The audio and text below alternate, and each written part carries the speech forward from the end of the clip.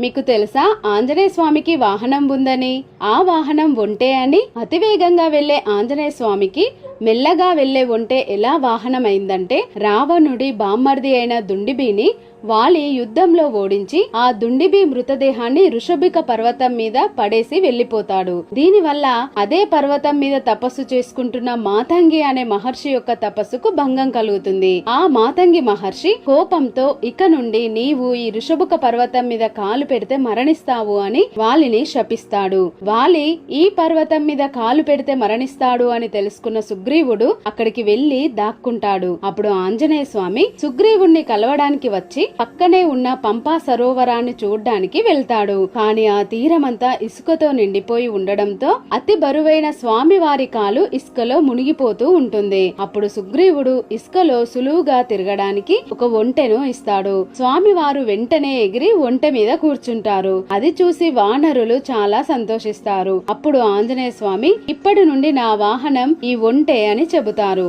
జై శ్రీరామ్, జై బజరంగ్ బలి.